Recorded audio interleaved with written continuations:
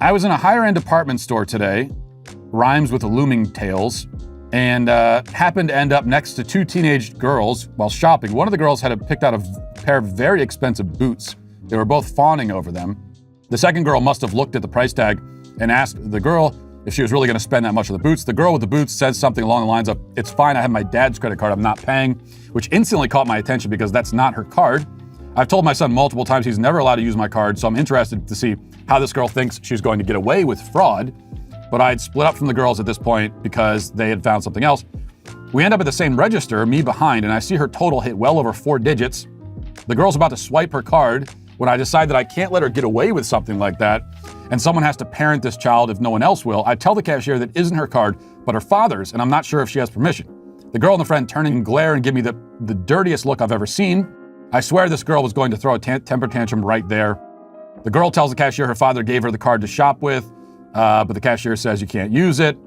And then they storm away and they're very, very mad. And then she tells her husband what happened, and the husband takes the side of the girls and says that she was in the wrong. Okay, I can see where your husband is coming from. This is like something my wife might do, and I would probably be in your, especially if I was with her and she was planning on this, I would be in your husband's shoes saying, "No, just stay out of it. You know, that's her dad's problem. It's not our problem. We got enough problems. Okay, we don't need to add more to the plate. Just whatever. It's not our problem." So I would be with your husband, except that what would propel me to not want to get involved is really indifference. It's not actually any sort of ethical position. So ultimately, while you're moderately an asshole for this, it's a justified asshole situation. Like to narc on the kid that way, yeah, you're kind of an a-hole, but it's also justified. And I really admire it. So that's one of the problems I have, I guess, with sorting through some of these, is that I sort of admire people who are sometimes, depending on the situation, who are willing to be a-holes in public. So there's a third category of justified holishness that I think that's a nuance that's missing from the am I the a-hole dilemma. So I guess the final message is that we should take from this is it's okay to be an a-hole, but only in the right situation.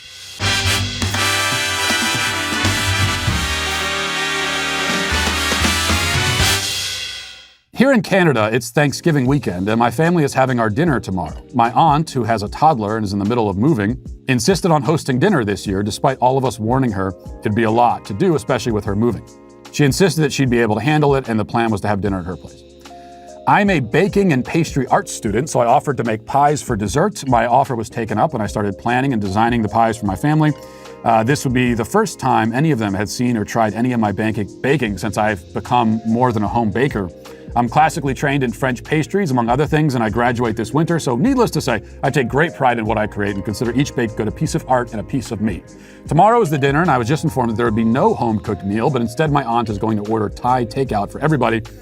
I got upset and said that not only will I not be making the pies, but I won't be attending the dinner at all. My parents are mad at me for not following through, but I feel massively disrespected and disregarded. Am I the asshole? I mean, a little bit. Yeah, I think you are. This is kind of a half and half asshole deal. So you're the asshole for all the stuff about how your baking is your art and it's a piece of you and trying to impress everyone with the fact that you're in college. I went to college! That makes you an asshole and no one wants to be around that. On the other hand, your aunt is ordering takeout on Thanksgiving. That's a crime. I mean, that should actually be a crime.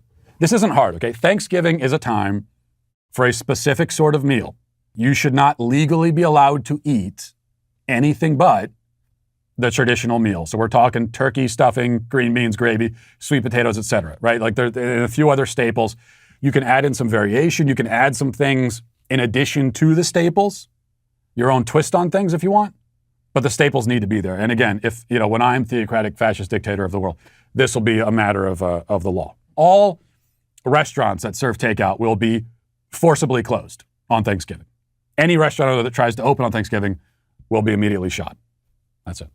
All right. It might seem a little harsh, but you got to break some eggs to make some omelets.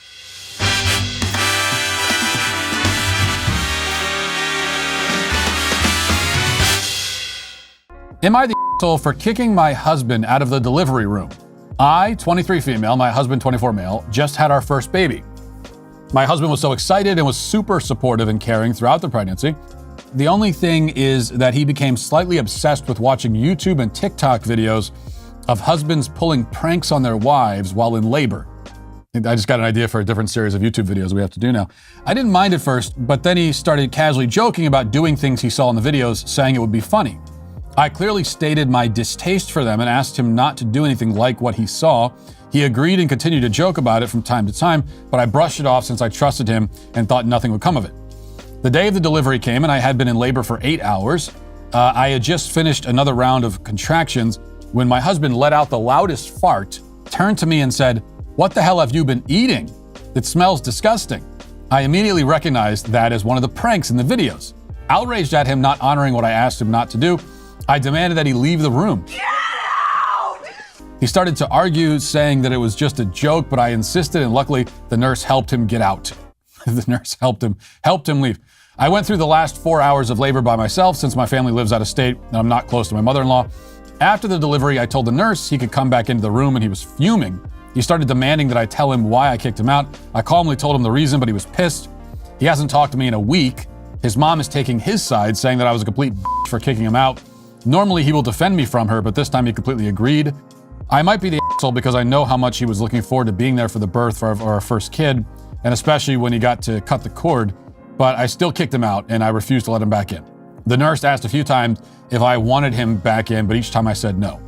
So am I the asshole for kicking my husband out after a stupid prank that he agreed not to do? First of all, your husband is the a-hole purely because he spent weeks researching delivery room pranks. And that's the one he settles on? No offense, but you are a stupid asshole. After weeks of watching all these videos, which do sound really hilarious, and I want to check some of that myself, but that's what you end up doing? Just the best you could do after all that time and all that preparation? You had weeks, man. And the best you could do was fart and blame it on your wife? Leaving that aside, yeah, he's the a-hole.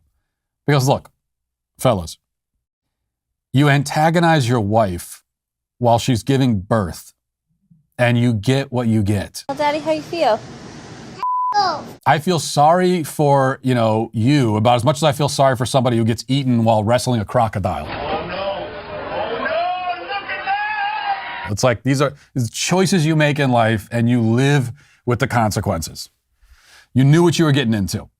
You knew the risks and you decided to do it anyway. And besides, third thing, he's also kind of the a-hole for being upset about being kicked out of the delivery room. I've been through this 4 times. I would have loved to get kicked out. Who wants to be in the delivery room anyway? I know I'm one of the only guys who will say this out loud, but I tell you right now, I'm not the only guy who feels this way.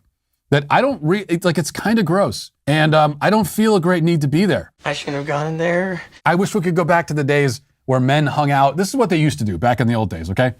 They had a smoking room in the hospital, and you would sit there while the woman does all the delivery stuff, and you would just sit there, you'd read a newspaper, and you'd smoke a cigar. That's right. It's a baby. And then when the baby's born, you'd go into the room, you'd say hello to the baby, and you'd leave, and you'd check back in about the time that they, graduate middle school. That's the way it should be, okay? A hard year in the economy means that essential, practical gifts will be in high demand this year. Give the most essential gift of all, America's best meat and seafood from Good Ranchers. With discounts on orders of 5 boxes or more, you can save on gifts for the whole family. When you give a box of Good Ranchers, you're giving them a true steakhouse experience with 100% American USDA prime and upper cuts of beef, chicken, and seafood. Other meat delivery companies and even your local grocery store, what they're going to do is they're going to import lower quality meat from overseas. Don't give your friends and family less than America's best this year. Not sure what to order? Well, Good Ranchers now offers gift cards so you can let your friends and family members choose for themselves, or you can give the gift of a subscription and inflation-proof someone's meat budget for them. Go to goodranchers.com, use code Walsh at checkout to get $35 off your gift. That's goodranchers.com, code Walsh for $35 off. Good Ranchers, American meat delivered.